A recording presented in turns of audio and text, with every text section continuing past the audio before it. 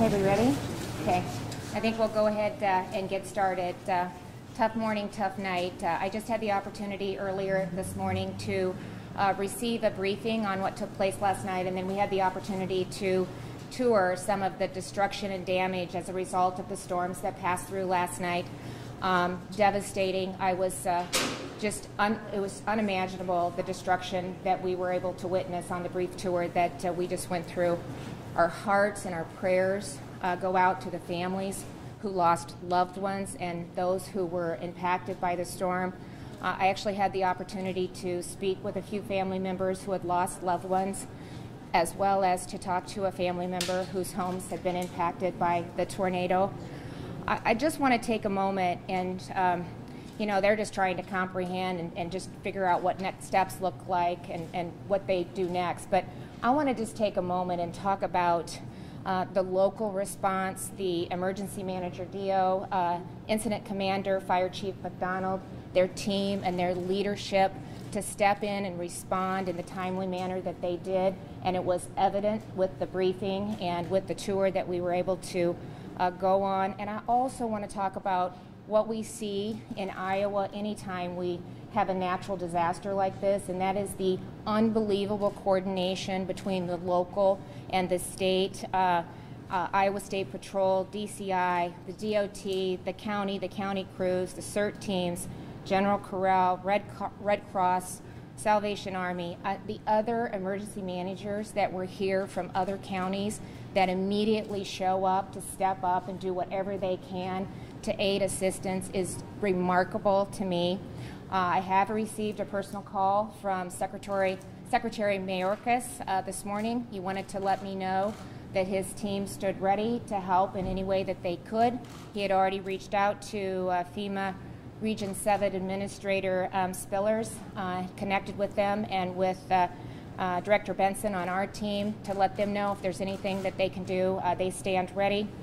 And lastly, before I turn it over to Emergency Manager DO, is just to talk about the number of volunteers that I saw.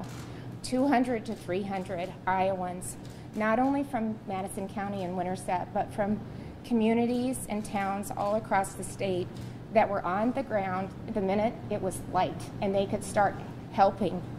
And it's just unbelievable. I tried to walk through and thank them for being there, and over the response was, we're Iowans, and that's what we do. We show up, we take care of our family, we take care of our neighbors, and we take care of our community. And there was over 200 people at 3 of the stops that I made. They were grilling hamburgers, they were hauling debris, they were giving hugs.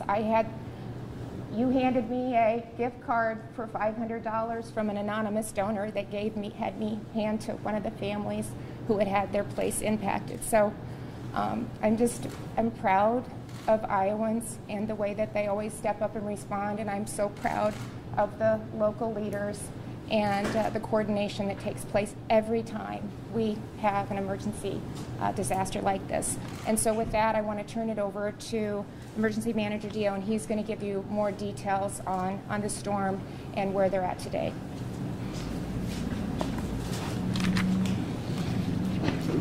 Thank you, Governor Reynolds. First, I want to start by thanking everyone for their outpouring of support for the Winterset community, Madison County. Emergency management teams, EMT, fire, and law enforcement officers from all across our state have been ready and willing to assist our community.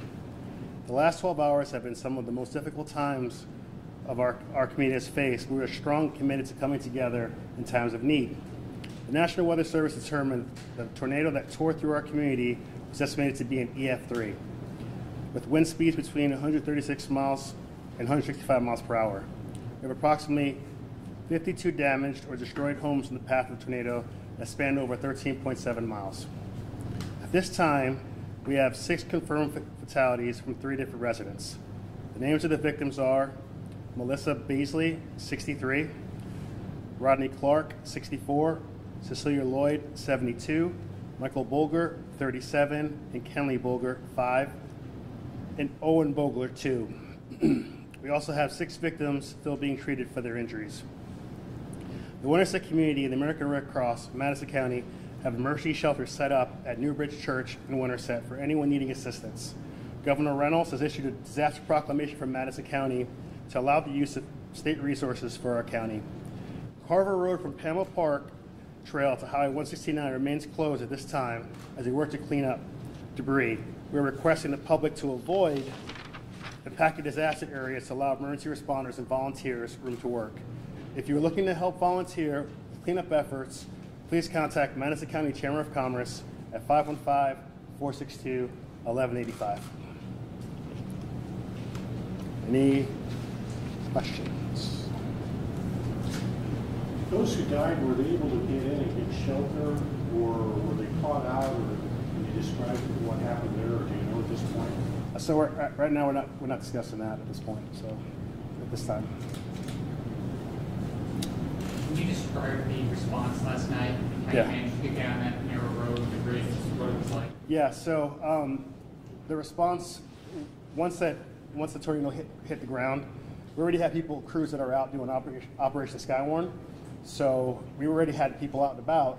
The roads are pretty small, and the trees were down. There's plenty of debris, but despite that, we still got our vehicles through a very small gap. And this is with debris and trees and everything around, just to go out there and start the search and rescue and to get people that were affected out of there. So, I mean, I cannot express the heroism of the first responders that were out there last night from across the state that worked tirelessly to make sure that every single person that we thought was missing was accounted for, and worked to really make sure that we can get up this morning and do the exact same thing again.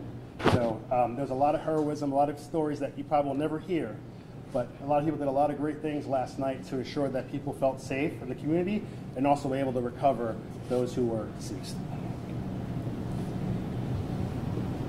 As of for you or the governor, a meteorologist national weather service mentioned some delays proportionally with tornado warnings. Have you been made aware of those delays and is planning to fix the system? No, so for us, I don't know of a delay for any weather warnings. Prior to this event coming in, I know for my agency, my office, we sent out about 3 or 4 notifications. Even when the tornado warning came through, we sent out a quick alert, and because of Operation Skywarn, as soon as the tornado was about to hit the ground, we hit the siren. So, I mean, me personally, I think our warning system worked really well. I mean, obviously everyone recovers in different ways, but we did our best to make sure everyone was aware of what was going on before the storm and obviously after the storm as well. As someone who's seen, I'm sure, sites where tornadoes have hit, can you put this in perspective of what you saw there in your tour and how that compares to what you've seen in the past? Well, it's hard to put into words, but I truly believe that's why it's so important to be on site. You know, you want to balance not getting in the way, because there were so many people there trying to clean up and get them the resources that they needed and to try to secure their shelters, if they're either there or someplace else. But it's so important to be on site and to actually witness the destruction and the devastation, because there really aren't words. And the same thing happened when we toured with the derecho. You needed to be there to see what families were dealing with, the amount of debris that's left, and just to reassure them that, it's not just words. If you need something, let us know. And that's the reason we're here too. I was able to give a verbal disaster declaration last night, and that immediately they ask, it comes from the locals, but that frees up state resources to get on the ground and help clearing some of the debris so our first responders can get in there and do what they need to do to hopefully rescue people and get them what they need. So it's always, I felt been very important to get on the ground and to see firsthand what people are dealing with. We'll take one last question. Can you talk about in relief efforts last night? Obviously, people were wanting to go out and help right then. Can you talk about the difficulty of yourselves going out and doing the search and rescue and then telling people wait until it's light out in the morning? Yeah, so especially Carver Road is a pretty small road. So as first responders are going there, obviously people want to go and help out.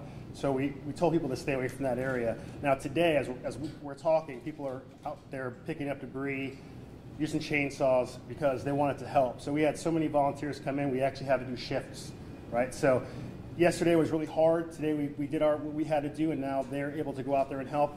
and it's been beautiful. I mean, I can't express that. It gives goosebumps because, as the governor mentioned, everyone went out there just wants to help, right? Just want to help and want to work and get back to where we used to be. So our volunteers, people that have volunteered, have done a tremendous job, and we are very grateful as a community to have that. Did you talk about the school bus that's taken them out? I think Oh, that's yeah. so unique too. So, So yeah, awesome. To limit traffic to Carver, we actually have a school bus, Winterset school bus. So the school bus is picking them up, and then they're taking them up there, and then taking them back. So it's a camaraderie thing if you think about it, because everyone's on the bus, they're able to talk. So we're still trying to, as we're trying to recover, also building relationships as well, right? That will last for a very long time. But again, I can't express enough from the Madison County Winterset community how grateful we are for everyone that's come down to help us out and brought resources. So thank you very much. Thank you, everybody. Thank you.